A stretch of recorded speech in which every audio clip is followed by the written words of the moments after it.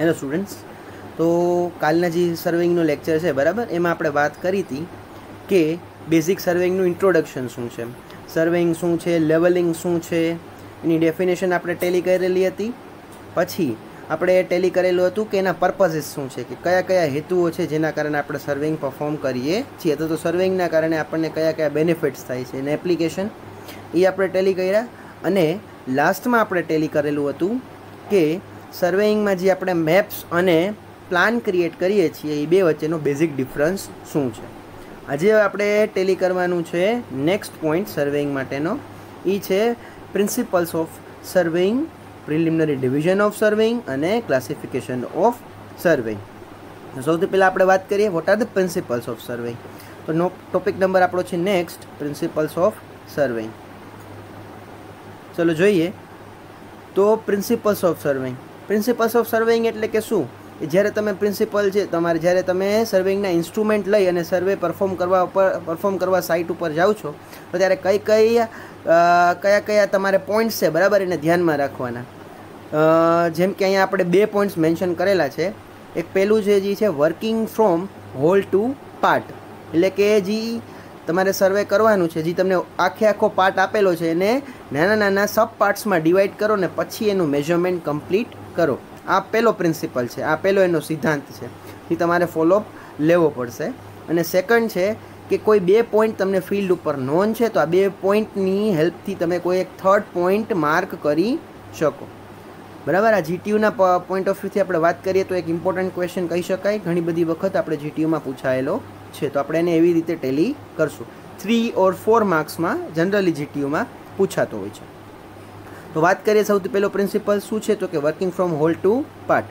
Working from whole to પાર્ટમાં શું કરવાનું છે, તો માનીએ કે તમારી પાસે એક ઇરેગ્યુલર બાઉન્ડ્રીઝ તમને આવી રીતે કોઈ મળી, જેનો કોઈ એક એરિયા છે એ પ્રીફિક્સ નથી. આને ના તો તમે સર્ક્યુલર કહી શકો, ના તો તમે સ્ક્વેર કહી શકો, કોઈ એક ઇરેગ્યુલર બાઉન્ડ્રીઝ છે.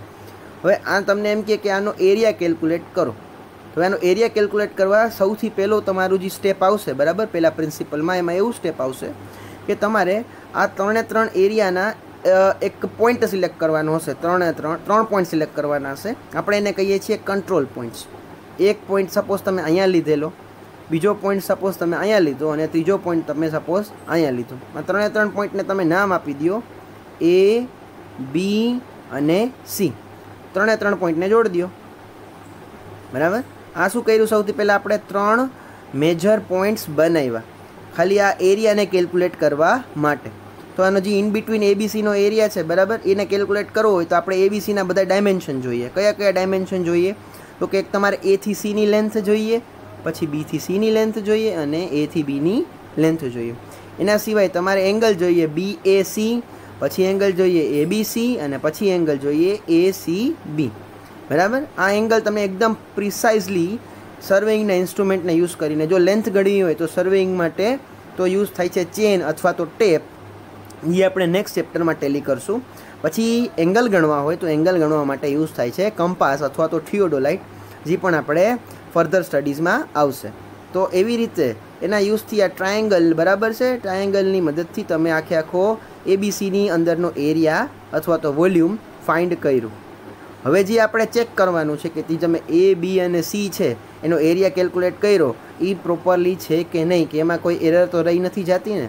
તો એ એરરને ફાઇન્ડ કરવા માટે શું કરશું, તો કે જે આ ABC છે બરાબર, એ ત્રણ જે છે એટલે કે AB લાઇન, AC લાઇન અને BC લાઇન, એની ત્રણના સેન્ટરમાં એક પોઈન્ટ બનાવશું બરાબર. અને પછી ત્યાંથી વળી પાછું એક ન્યૂ ટ્રાયેંગલ ક્રિએટ કરશું બરાબર. આ ABC હતા એ મેજર પોઈન્ટ હતા, જ્યારે આની અંદરના જે હું 3 બીજા પોઈન્ટ બનાવું એટલે કે PQR એ છે માઇનર કંટ્રોલ પોઈન્ટ્સ. હવે આ માઇનર કંટ્રોલ પોઈન્ટ્સમાં પણ સેમ જ મેથડ આવશે. એબીસીમાં તમે યુઝ કરેલી હતી એટલે કે PQR એટલે કે PQ અને PR અને QR એની લેન્થ ગણવી હોય તો ચેન, અને એની વચ્ચેના જે એંગલ્સ કેલ્ક્યુલેટ કરવા હોય તો એ એના માટે યુઝ થશે કમ્પાસ અથવા તો થિયોડોલાઇટ. એટલે આની મદદથી તમે ચેક કરી શકો કે જે ABનું જે મેઝરમેન્ટ કરેલું છે એ ABનું મેઝરમેન્ટ બરાબર છે કે નહીં, કારણ કે PQR આપણે રેફરન્સ ABCને લઈને જ ગણીએ છીએ. પછી આ ચેક કેવી રીતે થશે, તમને એકવાર એક્ઝામ્પલથી હું સમજાવવાની ટ્રાય કરું કે આ P છે એ ABના સેન્ટરમાં છે, તો A થી Pનું ડિસ્ટન્સ અને P થી Bનું ડિસ્ટન્સ એ એક્યુરેટ હશે, બરાબર. એવી રીતે આપણે કેલ્ક્યુલેશન કરશું. અને લાસ્ટમાં હજી આપણે PQRનું જે મેઝરમેન્ટ છે એને ટેલી કરવું છે કે એ માપ છે આપણે બરાબર લીધેલું છે કે નહીં. તો વળી પાછા PQQR અને PR એમની ત્રણેયની વચ્ચે વળી પાછા 3 તમે પોઈન્ટ્સ બનાવો, બરાબર, માઇનર પોઈન્ટ્સ. એનાથી તમે વળી પાછો એક ટ્રાયેંગલ ક્રિએટ કરો. આ ટ્રાયેંગલને નામ આપી દો X, Y અને Z. વળી પાછું XYZ નું તમે લેન્થ મેજર કરો ને એંગલ મેજર કરો. આવી રીતે કરવાથી તમને થ્રુ આઉટ ABC એનું ચેક કરવું હોય તો PQR અને PQRનું ચેક કરવું હોય તો XYZ ટ્રાયેંગલ્સ મળશે. આવી રીતે કરવાનું મેઇન રીઝન એ જ છે કે તમે પહેલાં ગ્રેટર પાર્ટ જે છે ખૂબ વિશાળ હશે. આ ABC જે ફ્રેમવર્ક છે એ ખૂબ લાર્જ છે. હવે એના રેફરન્સથી તમે PQR ગણો છો, બરાબર, તો જે એરર થવાના ચાન્સીસ છે એ કેવા રહેશે? ઓછા. અને એના રેફરન્સથી તમે XYZ ગણો છો તો એરર કેવી થશે? ધીમે ધીમે ઓછી રહેશે.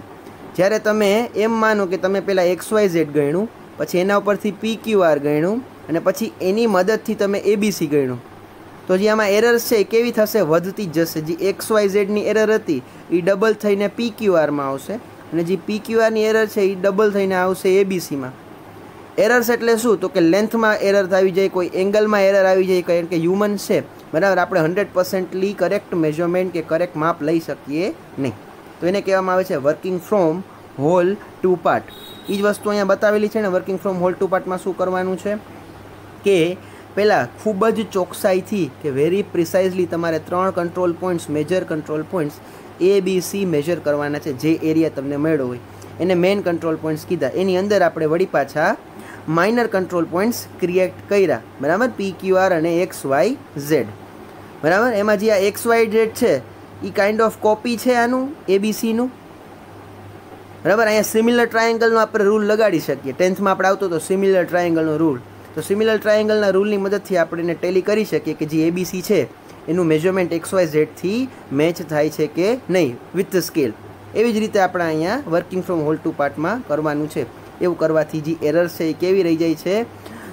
એરિયા પૂરતી રહે છે, એરિયાની બહાર નીકળતી નથી. જે એરર રહેશે સપોઝ એ PQRની અંદર રહેશે, બરાબર, અને જે એરર છે એ XYZની અંદર રહેશે, એની બહાર નીકળશે નહીં. એ કેવી રીતે આપણે બધું સમમાં સમજશું. આ સમ આવશે તમને એમ કહેશે કે વર્કિંગ ફ્રોમ હોલ ટુ પાર્ટના પ્રિન્સિપલનો યુઝ કરી સમ કેલ્ક્યુલેટ કરશું. ડન. અને સેકન્ડ મેથડ છે કે કોઈ 2 પોઈન્ટ ફિલ્ડ ઉપર તમારી પાસે નોન છે, એ 2 પોઈન્ટનો યુઝ કરી અને એક થર્ડ પોઈન્ટ ફિલ્ડ ઉપર તમે લોકલાઇઝ કરો અથવા તો સ્થાપિત કરો. તો જોઈએ ટોટલ કેટલી ફિગર્સ છે અહીંયા. એક થર્ડ પોઈન્ટને માર્ક કરવા માટેની ટોટલ 5 ફિગર્સ છે. એટલે કે 5 અલગ અલગ ડિફરન્ટ મેથડ્સ છે.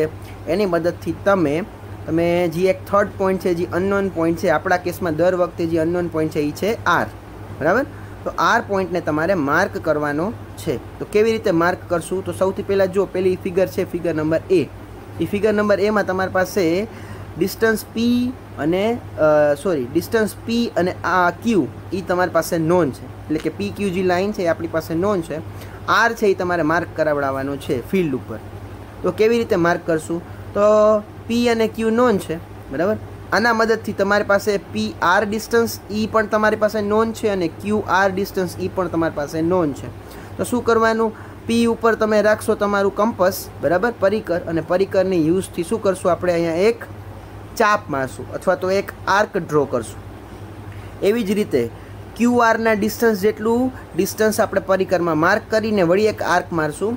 આર્ક મારવાના કારણે એક પોઈન્ટ જે 2 જગ્યાએ આ આર્ક 2 જગ્યાએ છેદે, જ્યાં કોન્સાઇડ થાય, એ પોઈન્ટને આપણે નામ આપી દઈશું R. પોઈન્ટ મળી જતા આપણે પછી ખાલી ટ્રાયેંગલ ક્રિએટ કરવાનો છે, એટલે કે PQR ક્રિએટ થઈ ગયો. આવી રીતે 2 આર્કના મદદથી તમે એક થર્ડ પોઈન્ટ માર્ક કરી શકો. ચલો સેકન્ડ મેથડ જોવાની ટ્રાય કરીએ. શું કીધું છે? હવે એમાં પણ તમારે થર્ડ પોઈન્ટ Rને માર્ક કરવાનો છે. આ મેથડમાં P અને Q બે તમને નોન છે, બરાબર. હવે આમાં P અને Qમાં એક એવો પોઈન્ટ સિલેક્ટ કરો S કે જે એક્ઝેક્ટલી Rને 90 ડિગ્રીએ આવતો હોય. હવે 90 ડિગ્રી સેટ કરવા માટે એક ઇન્સ્ટ્રુમેન્ટ યુઝ થાય છે, એને કહેવામાં આવે છે સેટ સ્ક્વેર, બરાબર. સેટ સ્ક્વેર તમારે આગળ આવશે ત્યારે આપણે એને સમજશું સેટ સ્ક્વેર શું છે. અત્યારે સમજવાનું કે P અને Q ઉપર એક પોઈન્ટ R કે જે એક્ઝેક્ટલી 90 ડિગ્રીએ છે, બરાબર. એવો એક પોઈન્ટ સિલેક્ટ કરશું અને એક સેટ સ્ક્વેરની મદદથી 90 ડિગ્રી સેટ કરશું. 90 ડિગ્રી સેટ કરવાથી પોઈન્ટ આર મળી ગયો. હવે પોઈન્ટ આર મળી જતાં ખાલી એને QR અને PR જોઈન્ટ કરવાના છે અને આખો ટ્રાયેંગલ કમ્પ્લીટ થઈ ગયો અને તમારો જે ન્યૂ પોઈન્ટ છે આર એ પણ માર્ક થઈ ગયો. ચલો હવે હું વાત કરીશ મેથડ નંબર 3ની. તો મેથડ નંબર 3માં પણ એવી જ રીતે છે સેમ, કે તમારું ડિસ્ટન્સ છે P અને Q એ તમારી પાસે નોન છે. હવે આ ડિસ્ટન્સ નોન છે, એના સિવાય એક એંગલ પણ નોન છે. કયો કહેતો કે PQ અને R, અને એના સિવાય તમારી પાસે QR ડિસ્ટન્સ બરાબર એ પણ નોન છે. તો સૌથી પહેલાં શું કરશું, એક PQ લાઇન સેટ કરશું, એના ઉપર PQR એંગલે અને QRની ડિસ્ટન્સે એક પોઈન્ટ R સેટ કરશું. થઈ ગયું. જેમ કે આપણે એને થોડાક એક્ઝામ્પલના ફોર્મમાં સમજવાની ટ્રાય કરીએ કે આ 30 મીટરની લેન્થ છે P થી Qની, બરાબર. અને એના ઉપર એક એંગલ તમારી પાસે છે 30 ડિગ્રીનો. 30 ડિગ્રીનો એક એંગલ બનાવ્યો અહીંયાથી PQR, અને એના પર જે QR છે એની લેન્થ તમારી પાસે નોન હતી તો કે 20 મીટર. તો આ પોઈન્ટ એક R મળી ગયો એના ઉપર. હવે R પોઈન્ટ મળી ગયો એને સીધા P સાથે કનેક્ટ કરી નાખો એટલે જે તમારો થર્ડ પોઈન્ટ હતો એ લોકેટ થઈ ગયો અને ટ્રાયેંગલ પણ ક્રિએટ થઈ ગયો. આ જે મેથડ છે બરાબર, એને ટ્રાવર્સિંગ પણ કહેવામાં આવે છે. તો એની પછીની મેથડ સમજવાની ટ્રાય કરીએ. શું છે નેક્સ્ટ મેથડ નંબર 4? તો કે મેથડ નંબર 4માં આપણે એવું કંઈક કરીએ છીએ કે તમારી પાસે PQ ડિસ્ટન્સ નોન છે, એટલે કે 2 પોઈન્ટ P અને Q બે નોન છે એઝ ઇટ ઇઝ પેલી 3 મેથડમાં તો એવી રીતે. હવે તમારી પાસે 2 એંગલ નોન છે. કયા કયા? તો કે એક છે RPQ અને જે બીજો એંગલ છે એ છે RQP, બરાબર. એટલે કે આ RPQ અને આ છે એ છે RQP. 2 એંગલ્સ નોન છે. તો 2 એંગલ તમે ડ્રો કરો અને એંગલની લાઇનને સ્ટ્રેચ કરો જ્યાં સુધી બે એકબીજાને છેદે નહીં, બે એકબીજાને ઇન્ટરસેક્ટ ના કરે. ઇન્ટરસેક્ટ કરે એટલે થર્ડ પોઈન્ટ R આપણે મળી ગયો. તો આને કહેવામાં આવે છે 2 પોઈન્ટ જે તમારી પાસે નોન છે એને રેફરન્સ લઈને થર્ડ પોઈન્ટ માર્ક કરવો. આ હતી મેથડ નંબર 4. અને લાસ્ટ વાત કરીએ કે મેથડ નંબર 5. તો મેથડ નંબર 5માં આપણી પાસે કઈ કઈ વસ્તુ અવેલેબલ છે એ તમને સમજાવી દઉં. મેથડ નંબર 5માં સૌથી પહેલાં તમારી પાસે PQ એઝ ઓલવેઝ અવેલેબલ છે. P અને Q 2 લાઇન અને 2 પોઈન્ટ આપણી પાસે અવેલેબલ છે. એના સિવાય તમારી પાસે ડિસ્ટન્સ PR અવેલેબલ છે, બરાબર. ડિસ્ટન્સ PR અવેલેબલ છે અને એક એંગલ અવેલેબલ છે RQP, એટલે કે θ2 આ અવેલેબલ છે. આની મદદથી આપણે કેવી રીતે કરવું? તો સૌથી પહેલાં PQ આપણે માર્ક કરવાની ફિલ્ડ ઉપર, માર્ક કરી દીધી. પછી એક એંગલ માર્ક કરવાનો, કયો હતો કે RQP. સપોઝ 30 ડિગ્રી છે તો માર્ક કર્યો 30 ડિગ્રી. આની લેન્થ મને નથી ખબર, આને મેં એઝ ઇટ ઇઝ આવી રીતે આમ એક્સટેન્ડ કરી, બરાબર. એક્સટેન્ડ કરશું જ્યાં સુધી એક્સટેન્ડ થાય ત્યાં સુધી. પછી આપણને ખબર છે કે P થી R ની લેન્થ કેટલી છે. જ્યાં આ પોઈન્ટ છે બરાબર, આ P થી R ની લેન્થ હું એક્સટેન્ડ કરતો જઈશ ને જ્યાં આ એંગલ આપણે 30 ડિગ્રીનો એંગલ બનાવેલી જે લાઈન બનાવી હતી ત્યાં જેને કોન્સાઇડ થાય તો એ આપણને મળી ગયો પોઈન્ટ નંબર 3 એટલે કે R, બરાબર. ત્યાં આપણે એંગલને મેજર કરવાની કોઈ જરૂર પડતી નથી. એકવાર પાછું તમને હું માપથી સમજાવવાની ટ્રાય કરું કે આ P થી Q છે એ છે 30 મીટર, બરાબર. અને આ એંગલ છે એ છે 30 ડિગ્રીનો. 30 ડિગ્રીનો એંગલ છે. 30 ડિગ્રીનો એંગલ માર્ક કર્યો ને કે અમે લાંબી લાઈન આમાં ડ્રો કરી, કારણ કે મને ખબર નથી કે R પોઈન્ટ ક્યાં છે, બરાબર. હવે મને ખબર છે કે જે આ P છે, P થી R ની લેન્થ છે ને એ કોઈ સપોઝ 20 કે 30 મીટર, એ 30 મીટર છે. તો 30 મીટરની એક લાઈન અહીંયા હું ક્રોસ કરતો ગયો અને એ આ 30 ડિગ્રીની એંગલવાળી લાઈનને જ્યાં ટચ કરી એને આપણે નામ આપી દીધું પોઈન્ટ R. તો આ 5 અલગ અલગ મેથડ્સના યુઝથી તમે એક પોઈન્ટ G નથી ફિલ્ડ ઉપર, બરાબર, એ તમે માર્ક કરી શકો with the reference of other 2 known points. એ જ વસ્તુ અહીંયા એને ગુજરાતીમાં મેન્શન કરેલી છે અને એ જ વસ્તુ ઇંગ્લિશમાં, કે P અને Q નોન છે. 2 આર્ક તમે ડ્રો કરો, પ્લોટ કરી નાખો P અને Q, PR અને QR, બરાબર. સેમ સ્કેલથી G સ્કેલથી તમે PQ ડ્રો કરેલી હતી. એવી જ રીતે બધી મેથડ્સ છે એને લાઇન વાઇઝ જે હું બોલ્યો એ જ બધી મેથડ્સ અહીંયા સમજાવેલી છે. ચલો નેક્સ્ટ ટોપિકની વાત કરીએ. તો પ્રિલિમિનરી ડિવિઝન્સ ઓફ સર્વે. તો કે કઈ કઈ રીતે તમે સર્વેક્ષણને કયા કયા વર્ગમાં કે કયા કયા ભાગોમાં વેચી શકો. તો જનરલી 2 છે. એક છે પ્લેન સર્વેઇંગ અને બીજું છે જિયોડેટિક સર્વેઇંગ, બરાબર. પ્લેન સર્વેઇંગ અને બીજું છે એ છે જિયોડેટિક સર્વેઇંગ. તો તમને હું સમજાવું પ્લેન સર્વેઇંગ અને જિયોડેટિક સર્વેઇંગ કેને કહેવામાં આવે છે. પ્લેન સર્વે એટલે નામ ઉપરથી તમને ખબર પડી જવી જોઈએ કે ત્યાં તમને જનરલી ખ્યાલ હોય તો જે અર્થ સરફેસ છે બરાબર, એ સર્ક્યુલર છે, એ ક્યાંય તમને સમતલ એટલે કે પ્લેન જોવા મળતી નથી. પણ આપણે એક્સેપ્શનલ કેસમાં જો બહુ ઓછો એરિયા હોય તો એ હું સર્ક્યુલર સરફેસને પણ કેવી ગણી નાખું છું, સ્ક્વેર, બરાબર. તો એને કહેવામાં આવે છે પ્લેન સર્વેઇંગ, કે જેમાં પૃથ્વીની સપાટીને આપણે કેવું ગણીએ છીએ તો કે સમતલ, અને જિયોડેટિક સર્વેમાં આપણે પૃથ્વીની સપાટીને કેવું ગણીએ છીએ તો કે ગોળાકાર. સમતલ ક્યારે ગણીએ છીએ? જ્યારે તમે બહુ ઓછો એરિયા, બરાબર, સપોઝ કે તમારે ખાલી 250 કિલોમીટર સ્ક્વેર સુધીનો એરિયા ગણવો છે તો આપણે એને પ્લેન ગણશું, અને 250 કિલોમીટર સ્ક્વેરથી વધારે એરિયા ગણવો હોય તો તમે એને સર્ક્યુલર ગણશું, પૃથ્વીની સપાટીને ગોળાકાર ગણશું, બરાબર. હવે આ જે આ સર્કલ છે બરાબર, આ સર્કલ પૃથ્વીનું છે, સ્ક્વેર છે, આના ઉપર પણ આપણે ઓલું હોલ ટુ પાર્ટનો રૂલ લગાડીએ તો તમારે 3 કંટ્રોલ પોઈન્ટ્સ યુઝ કરશો. 3 કંટ્રોલ પોઈન્ટ્સથી તમે એક ટ્રાયેંગલ બનાવશો, એને નામ આપી દેશો આપણે ABC, બરાબર. હવે જ્યારે પ્લેન સર્વેઇંગ કરતા હોય તો આ પ્લેન સર્વેઇંગના કેસમાં જે આ ત્રણે સર્વે લાઇન્સ કહેવાય, AB, BC અને AC. તો આ 3 સર્વે લાઇન્સ પ્લેન સર્વેમાં આપણે એને કેવી ગણશું? એકદમ સ્ટ્રેઇટ અને પ્લેન. અને એનાથી જે ટ્રાયેંગલ બન્યો એને પણ આપણે કેવો ગણશું? પ્લેન. હવે એની જગ્યાએ જો આપણે જિયોડેટિક સર્વેમાં હોય તો આ જે લાઇન છે એને કર્વડ લાઇન ગણશું, બરાબર. આ કર્વડ લાઇન અહીંયા હું ડ્રો કરું છું, દેખાય છે, A થી B, B થી C અને C થી A, અને કર્વડ લાઇન ગણશું. અને એનાથી જે કર્વડ લાઇનથી જે ટ્રાયેંગલ બન્યો બરાબર, એ ટ્રાયેંગલને સ્ફેરિકલ ટ્રાયેંગલ ગણશું, પ્લેન ટ્રાયેંગલ ગણશું નહીં. પછી મેં વાત કરી કે જ્યારે ખૂબ ઓછો એરિયા હોય બરાબર, ત્યારે આપણે એને પ્લેન સર્વે તરીકે ગણીએ છીએ, અને જ્યારે એરિયા 250 કિલોમીટર સ્ક્વેરથી વધારે હોય તો આપણે એને કયો એરિયા? જિયોડેટિક સર્વે તરીકે એને ગણીએ છીએ. જો એરિયા વિશાળ હોય તો, અને જો ઓછો હોય તો પછી આપણે એને એવી રીતે ગણશું, બરાબર. અને પછી વાત કરીએ કે પ્લેન સર્વેઇંગમાં જે તમને મળે છે ચોકસાઈ, એ ખૂબ ઓછી મળે છે, કારણ કે તમે પૃથ્વીની ગોળાઈને ધ્યાનમાં લેતા નથી. સપોઝ તમે આવી રીતે કોઈ સર્ક્યુલર છે, એક પોલ અહીંયા છે ને એક પોલ અહીંયા છે, તમે આને સર્ક્યુલર ના ગણો તો આટલો પાર્ટ જે છે એ કેવો તમને એરર તરીકે બિહેવ કરશે. જ્યારે તમે આ સર્ક્યુલર આવી રીતે લેન્થ ગણો ને આવી રીતે લેન્થ ગણો તો એ બેમાં થોડો એરર આવે. એટલે પ્લેન સર્વેઇંગમાં જે ચોકસાઈ છે એ કેવી મળે છે આપણને? ઓછી. અને જિયોડેટિક સર્વેમાં જે ચોકસાઈ મળે છે એ કેવી મળે છે આપણને? વધારે, બરાબર. એ જ વસ્તુ આપણે ઇંગ્લિશમાં મેન્શન કરી કે જે અર્થ સરફેસ છે, પહેલાં આમાં આપણે એને ફ્લેટ ગણીએ છીએ, અને બીજામાં અર્થ સરફેસને આપણે કર્વડ ગણીએ છીએ.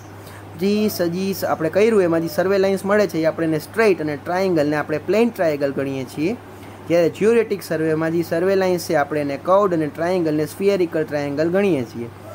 હવે કેના માટે યુઝફુલ છે પ્લેન સર્વે? તો કે સ્મોલ એરિયા અને સ્મોલ ડિસ્ટન્સીસ માટે. ઓલા જિયોડેટિક સર્વે છે એ લાર્જ એરિયા અને લાર્જ ડિસ્ટન્સ. તો અહીંયા એક રેફરન્સ આપ્યું છે, કેટલું? તો કે 250 કિલોમીટર સ્ક્વેરથી ઓછો તો પ્લેન, અને 250 કિલોમીટર સ્ક્વેરથી વધારે તો જિયોડેટિક. આમાં જે ચોકસાઈ છે એ ઓછી, અને આમાં જે ચોકસાઈ છે એ છે વધારે. પ્રિસિઝન છે એ કેવું મળે છે? વધારે, બરાબર. આ જે છે એ તમને એણે મેં કીધું એ જ વસ્તુ એને સમજાવી કે આનો જે ટ્રાયેંગલ છે બરાબર, પ્લેન ટ્રાયેંગલ ગણશું પ્લેન સર્વે હોય તો, અને જિયોડેટિક સર્વે હોય તો એ ટ્રાયેંગલને કેવો ગણશું? સ્ફિયરિકલ. અને જે લાઇન મળશે એ સ્ફિયરિકલ લાઇન એ પણ કેવી મળશે? કર્વડ કેસમાં, એટલે કે થોડીક ટર્ન આવી રીતે કરેલી, તો કર્વ કરેલી, બરાબર, થોડુંક સર્ક્યુલર પોઈન્ટથી મળશે. આ જિયોડેટિક સર્વે અને પ્લેન સર્વેનું બેઝિક ડિફરન્સ. અને લાસ્ટ ટોપિક છે ચેપ્ટર નંબર 1નો, એટલે કે ક્લાસિફિકેશન ઓફ સર્વે. સર્વેનું ક્લાસિફિકેશન કેવી રીતે કરવું, વર્ગીકરણ કેવી રીતે કરવું. તો વર્ગીકરણની વેરિયસ મેથડ્સ છે. એમાં પહેલી મેથડ છે કે classification based on the nature of field survey, કે ફિલ્ડ ઉપર તમે જે સર્વે કરો છો એનો નેચર કેવો છે એના આધારે તમે સર્વેઇંગના પાર્ટ પાડો છો. તો એમાં સૌથી પહેલાં તમે લેન્ડ સર્વે કરો છો, એટલે કે જમીન ઉપરનો સર્વે. તો જમીન ઉપરના સર્વેનું તમારે જોઈ શકો છો અહીંયા કે 2 પાર્ટ્સ તમને સ્ક્રીન ઉપર બતાવેલા છે. એક છે ટોપોગ્રાફિકલ સર્વે અને બીજું છે કેડેસ્ટ્રીયલ સર્વે. તો ટોપોગ્રાફિકલ સર્વેમાં મેં તમને કાલે સમજાવેલું હતું એમ, બરાબર, કે એમાં તમે નેચરલ ફીચર્સ જાણી શકો. કયા કયા? તો કે નદી, સરોવર છે, જંગલ છે, ટેકરીઓ. અને આર્ટિફિશિયલ જે ફીચર્સ છે એ પણ જાણી શકીએ, જેમ કે રસ્તા, કેનાલ, શહેર, ગામડા, બરાબર. તમને ફોટોગ્રાફથી પાછો તમે એકવાર બતાવવાની ટ્રાય કરું ટોપોગ્રાફિકલ સર્વે ઉપરથી આપણે કેવી રીતે ફાઇન્ડ કરીએ છીએ. આ ટોપોગ્રાફિકલ સર્વે છે. ટોપોગ્રાફી એટલે ટોપ વ્યૂ. આના પરથી તમે કઈ વસ્તુ આઈડેન્ટિફાઈ કરી શકો? તો કઈ જગ્યાએ હિલ છે, કઈ જગ્યાએથી રિવર પાસ થાય છે, બરાબર, કઈ જગ્યાએ જંગલો છે, કઈ જગ્યાએ વરસાદ પડવાનો ચાન્સીસ છે. અને એના સિવાય તમે બીજી કઈ વસ્તુ ફાઇન્ડ કરી શકો? કઈ જગ્યાએ ફેક્ટરીઝ છે, કઈ જગ્યાએ રેસિડેન્શિયલ એરિયા છે, એન્ડ સો ઓન. તો આ ટોપોગ્રાફિકલ સર્વે છે ને આ કેમાં આવે? તો કે લેન્ડ સર્વેમાં આવે. મેં તમને કાલે કીધું હતું કે ગૂગલ મેપ્સ છે એ કાઇન્ડ ઓફ ટોપોગ્રાફિકલ સર્વેનું જે એક રિઝલ્ટ છે. નેક્સ્ટ વાત કરીએ કે કેડેસ્ટ્રલ સર્વે. કેડેસ્ટ્રલ સર્વેમાં શું નક્કી કરવાનું હોય છે? તો કે પ્રોપર્ટીઝ નક્કી કરો, એરિયાઝ નક્કી કરો અને બાઉન્ડ્રીઝ નક્કી કરો.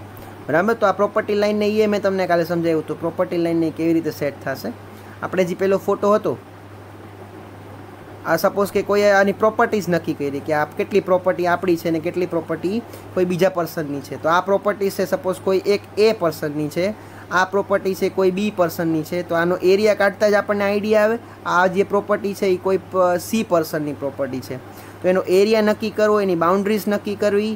પછી આના સિવાય જો મારે કોઈ રાજ્યની એરિયા, જ્યાં રાજ્ય છે સપોઝ કોઈ નકશો છે, નકશો આને ડ્રો કર્યો તો આની બાઉન્ડ્રીઝ નક્કી કરવી પડે. જામનગરની બાઉન્ડ્રીઝ કેટલી છે, રાજકોટની બાઉન્ડ્રી કેટલી છે. તો આ નક્કી કરવા માટે પણ જી સર્વે યુઝ થાય છે. એને કેવો સર્વે કહેવામાં આવે છે? કેડેસ્ટ્રલ સર્વે. અને આ કેડેસ્ટ્રલ સર્વે કેનો પાર્ટ છે? તો કે લેન્ડ સર્વેનો, જમીન ઉપર થતા સર્વેનો. તો એક ટોપોગ્રાફી અને બીજું છે કેડેસ્ટ્રિયલ સર્વે. નેક્સ્ટ વાત કરીએ આપણે સિટી સર્વે. હજી લેન્ડમાં એક આવે છે એ છે સિટી સર્વેસ. તો સિટી સર્વેસમાં તમને એના રસ્તા ઉપરનો આઈડેન્ટિફાય થશે કે રસ્તા કઈ ડાયરેક્શનમાં જાય છે. જામનગરથી રાજકોટ જવાનો રસ્તો કયો. પછી બીજી વસ્તુ તમને એ સર્વેમાંથી પાણી પુરવઠાની લાઇન, પાઇપલાઇન્સ કઈ ડાયરેક્શનમાં પાસ થાય છે એ ખબર પડશે. અને ગટરની લાઇન્સ કઈ બાજુ પાસ થશે, સેનેટરી પાઇપલાઇન્સ કઈ બાજુ પાસ થશે એનો પણ આઈડિયા આવશે. તો લેન્ડ સર્વેમાં બેઝિકલી 3 પાર્ટ પડ્યા. એક ટોપોગ્રાફી, પછી બીજું છે એ કેડેસ્ટ્રલ અને ત્રીજું જોયું એ હતું સિટી સર્વે. લેન્ડ સર્વેની વાત પૂરી. હવે આપણે કરીએ છીએ મરીન સર્વે અથવા તો હાઇડ્રોગ્રાફિક સર્વે, એટલે કે રિવરમાં. તો રિવરમાં સર્વે કરવા માટે આપણને કઈ કઈ વસ્તુ આઈડેન્ટિફાઈ થશે? તો કે પહેલી વસ્તુ કે એનો ડિસ્ચાર્જ તમે મેજર કરી શકશો. ડિસ્ચાર્જ એટલે શું? તો કે પર સેકન્ડ કેટલો જથ્થામાં પાણી કોઈ એક પર્ટિક્યુલર એરિયા પાસેથી પાસ થાય. સપોઝ કોઈ એક આ રિવર પાસ થાય છે, બરાબર. તમે આ એક પોઈન્ટ લીધો, આ પોઈન્ટ ઉપરથી પર એક સેકન્ડ કેટલો પાણીનો ફ્લો પાસ થાય છે એને કહેવામાં આવે છે ડિસ્ચાર્જ. બરાબર. એ આપણે પાસ કરશું. પછી નદીના કિનારા અને નદી કાંઠાનું સર્વેક્ષણ. તો કે એની સાઇડ્સમાં છે, બરાબર, સોઇલ કેવી છે. સોઇલ છે એ લૂઝ સોઇલ છે, હાર્ડ સોઇલ છે, કે આને હજી પાણી પાસ થાય છે. જો પાણીનો ફ્લો વધારે હશે તો આ જે સોઇલ છે એમાં ઢળી જશે કે એને સપોર્ટ કરશે, એ આપણે ટેલી કરશું. અને લાસ્ટમાં એની ડેપ્થ આપણે માપશું કે આ જે નદી કે સરોવર છે, બરાબર, કે જે તમારું રિવર છે કે સી છે એની ડેપ્થ કેટલી હશે. તો આ બધું જે વોટર રિલેટેડ જે સર્વેસ કરવામાં આવે છે એને કયા સર્વે કહેવામાં આવે છે? મરીન સર્વે. અને લાસ્ટમાં છે એ છે એસ્ટ્રોનોમિક સર્વે. એસ્ટ્રોનોમિક સર્વે એટલે પૃથ્વીની સપાટી ઉપરથી કોઈ આપણો જે છે સન એનું ડિસ્ટન્સ કેટલું છે, કોઈ જે આપણે બીજું કોઈ પ્લેનેટ છે એનું ડિસ્ટન્સ કેટલું છે, બરાબર, એ આપણા પૃથ્વીથી કેટલા પ્રકાશ વર્ષ, કેટલા લાઇટ યર્સ દૂર છે, એનું આપણે ચોક્કસ જે લોકેશન ફાઇન્ડ કરીએ છીએ એ ટાઈપના સર્વેસને કહેવામાં આવે છે એસ્ટ્રોનોમિકલ સર્વિસ. ડન. તો આ બેઝડ ઓન નેચર આવડશે. પેલું લેન્ડ સર્વે, પછી બીજું છે એ છે મરીન સર્વે અને થર્ડ છે એ છે એસ્ટ્રોનોમિક સર્વે.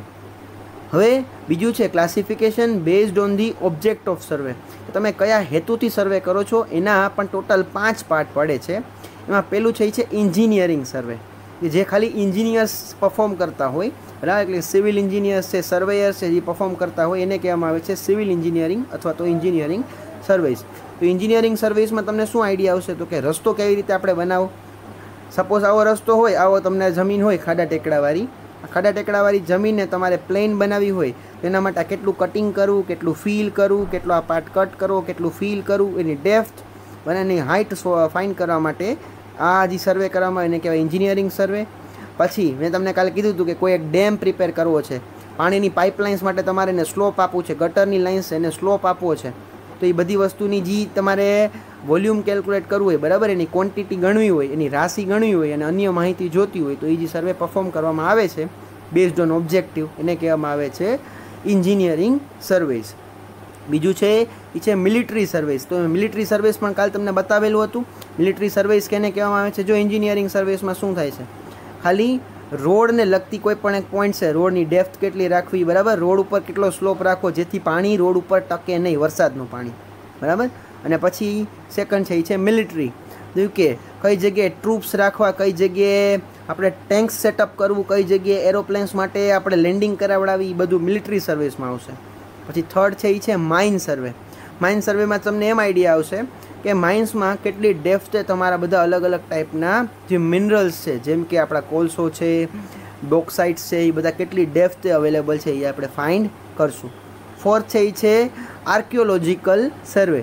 આર્કિયોલોજીકલ સર્વે એટલે કે જે આ પુરાતત્વીય વિભાગ હોય, બરાબર, કે જે ઓલ્ડ જે સ્કલ્પચર્સ છે, આપણે વાત કરીએ કે કોઈ આપણે જૂના રાજા મહારાજાના ટાઈમનું જે કોઈ પણ વસ્તુ સપોઝ જમીનની અંદર દટાયેલું છે, એને ફાઇન્ડ કરવા માટે જે સર્વે કરવામાં આવે છે એને કહેવામાં આવે છે આર્કિયોલોજીકલ સર્વેસ. લાસ્ટમાં છે એ છે જીઓલોજીકલ સર્વે.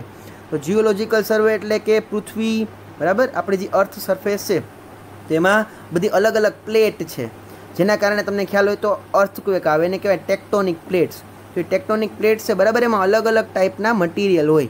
પૃથ્વીની તમે ડેપ્થમાં જાઓ તો અલગ અલગ લેયરના હોય. કોઈક જગ્યાએ બ્લેક સોઇલ હોય, કોઈક જગ્યાએ રેડ સોઇલ હોય, કોઈક જગ્યાએ હાર્ડ રોક હોય. તો એ અલગ અલગ જે લેવલ છે, બરાબર, એનું જે સર્વેઇંગ કરવામાં આવે છે એ લેયર્સનું, એને કહેવામાં આવે છે જીઓડેટિક સર્વે. તો આવડશે based on purpose. Total 5 part પડ્યા. એક એન્જિનિયરિંગ સર્વે, એમાં ખાલી એન્જિનિયરિંગને લગતી બધા પોઈન્ટ આપણે ફાઇન્ડ કરશું, જેમ કે રસ્તાને લગતી બાબત, પછી કોઈ ડેમ પ્રિપેર કરવો હોય તો, કોઈ પાણીની પાઇપલાઇનને તમારે સ્લોપ આપવો હોય તો, એની બધી માહિતી ફાઇન્ડ કરવી હોય તો એન્જિનિયરિંગ સર્વે. મિલિટરી સર્વેસમાં તો કે મિલિટરીને લગતી બધી બાબત, કઈ જગ્યાએ આપણે ટ્રૂપ્સ સેટ કરવા, કઈ જગ્યાએ ટેન્ક, કઈ જગ્યાએ એરોપ્લેન સેટ કરવા, બરાબર, ફાઇટર જેટ સેટ કરવા. માઇન સર્વેસમાં તો કે બધા મિનરલ્સ ફાઇન્ડ કરવા, બધા ખનિજ તત્વો ફાઇન્ડ કરવા માટે એ સર્વે કરવામાં આવે છે, એને કહેવાય માઇન સર્વે. પછી આર્કિયોલોજીકલ સર્વેસ મેં તમને સમજાયું કે જે રાજા મહારાજાના સમયમાં જે અવશેષો છે, બરાબર, જે જમીનની અંદર દટાઈ ગયા છે, એ જમીનની અંદર દટાયેલા અવશેષોને ફાઇન્ડ કરવા માટે જે સર્વે કરવામાં આવે છે એને કહેવામાં આવે છે આર્કિયોલોજીકલ સર્વે. અને લાસ્ટમાં છે જીઓડેટિક સર્વે, એટલે કે પૃથ્વીની જે અલગ અલગ થિકનેસીસ છે, બરાબર, ગ્રાઉન્ડમાં સૌથી વચ્ચે એનો કોર છે, આપણને ખ્યાલ હોય તો પૃથ્વીની વચ્ચે એનો કોર છે, અને આની બાજુ આજુબાજુ અલગ અલગ થિકનેસીસ છે. તો આ થિકનેસીસ છે એમાં કયા ટાઈપના પથ્થરો છે એને ફાઇન્ડ કરવા માટેનો સર્વે છે એને કહેવામાં આવે છે જીઓડેટિક સર્વે. અને લાસ્ટમાં છે classification based on the instrument, કે જે ઇન્સ્ટ્રુમેન્ટ યુઝ થાય છે એના બેઝિક જે ક્લાસિફિકેશન કરવામાં આવે છે એને કહેવામાં આવે છે ક્લાસિફિકેશન બેઝડ ઓન ઇન્સ્ટ્રુમેન્ટ. તો કયા કયા ઇન્સ્ટ્રુમેન્ટ છે અહીંયા? એક છે ચેઇન સર્વે, ફોટો આપણે બતાવી દઈએ. પહેલું છે એ છે ચેઇન સર્વે, બરાબર, આ ચેઇનનો યુઝ કરીને તમે લેન્થ મેજર કરશો. પછી બીજું છે ટ્રાયેન્ગ્યુલેશન, આપણે હમણાં જોયું ટ્રાયેન્ગ્યુલેશનનો યુઝ કર્યો, બરાબર, 2 પોઈન્ટ રેફરન્સ તમને નોન હતા, એના ઉપરથી થર્ડ પોઈન્ટ તમે માર્ક કર્યો કે ગ્રાઉન્ડ ઉપર તમને ખ્યાલ છે કે એ ને બી 2 પોઈન્ટ છે, ત્યાંથી આ બોટ કેટલી દૂર છે એ આપણે ફાઇન્ડ કરશું. જે થર્ડ જે ઇન્સ્ટ્રુમેન્ટ છે એ છે થિયોડોલાઇટ, બરાબર, આ બધા ઇન્સ્ટ્રુમેન્ટને તમારે ફિલ્ડમાં યુઝ કરવાના આવશે. ચોથો છે ટ્રાવર્સિંગ. ટ્રાવર્સિંગ પણ આપણે એક કાઇન્ડ ઓફ એ મેથડ છે, બરાબર, એને આપણે યુઝ કરશું. પછી છે કંપાસ, બરાબર, આ કંપાસની મદદથી તમે એંગલ ગણશો. પછી છે આ પ્લેન ટેબલ છે, બરાબર, એમાં લખવામાં ભૂલ છે, કંપાસ સર્વે નથી, આ છે પ્લેન ટેબલ સર્વે. તો પ્લેન ટેબલની બી મદદથી તમે સર્વેઇંગ કરી શકો. આ કાઇન્ડ ઓફ એક ઇન્સ્ટ્રુમેન્ટ છે. નેક્સ્ટ ઇન્સ્ટ્રુમેન્ટની વાત કરીએ તો ટેક્યોમેટ્રી. ટેક્યોમેટ્રી પણ એક ઇન્સ્ટ્રુમેન્ટ આવે છે, ટેક્યોમીટર. અહીંયા જે માર્ક કરેલું છે એ છે ટેક્યોમીટર. એની મદદથી પણ તમે કોઈ એક પોઈન્ટની હાઇટ, એનો એંગલ ને બધું કેલ્ક્યુલેટ કરી શકો છો. એની પછીની જે મેથડ છે એ છે ફોટોગ્રાફિકલ સર્વે, એટલે કે ફોટો કેપ્ચર કરી અને એની ઉપરથી એની ડિટેલ મેળવીએ તો એને કહેવામાં આવે છે ફોટોગ્રાફિકલ સર્વે. આ એક ઇન્સ્ટ્રુમેન્ટ છે ફોટોગ્રાફી માટેનું. અને જે લાસ્ટ છે એ છે એરિયલ સર્વે. તો એરિયલ સર્વેમાં તમને આઈડેન્ટિફાઈ થાય છે કે ડ્રોનની મદદથી ટોપ વ્યૂમાં આપણે બધા ફોટો લઈએ છીએ, અને આ ફોટોની મદદથી આપણે એનો જે એરિયા, વોલ્યુમ અથવા તો એને લગતી જે ડિટેલ્સ છે એ બધું આપણે માર્ક કરીએ છીએ. ડન. તો આવડશે કે ક્લાસિફિકેશન કેવી રીતે થઈ શકે. 3 મેથડથી ક્લાસિફિકેશન થશે. એક કે આપણે એક છે કે ફિલ્ડ ઉપર એનો નેચર કેવો છે, બરાબર, એ કયા નેચરથી. લેન્ડ સર્વે કરો છો તો લેન્ડમાં 3, ટોપોગ્રાફિકલ, કેડેસ્ટ્રીયલ અને સિટી સર્વે. પછી મરીનમાં કરતા હોય તો એ એક અલગ, અને એસ્ટ્રોનોમી એટલે કે આકાશમાં કરતા હોય તો એ પણ અલગ. પછી કયા કયા હેતુથી કરીએ છીએ તો એના ટોટલ 5 ટાઈપ પડે છે: એન્જિનિયરિંગ, મિલિટરી, માઇન, પછી આર્કિયોલોજીકલ અને લાસ્ટમાં છે જીઓલોજીકલ. અને ઇન્સ્ટ્રુમેન્ટની વાત કરીએ તો ઇન્સ્ટ્રુમેન્ટમાં ટોટલ આવે છે 9.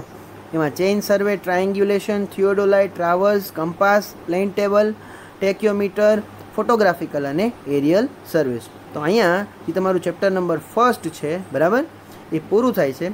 આઈ હોપ તમને બધું સમજાઈ ગયું હશે, અને જો ઇનકેસ કોઈને કંઈ ડાઉટ હોય તો મને પૂછી શકો છો. Thank you.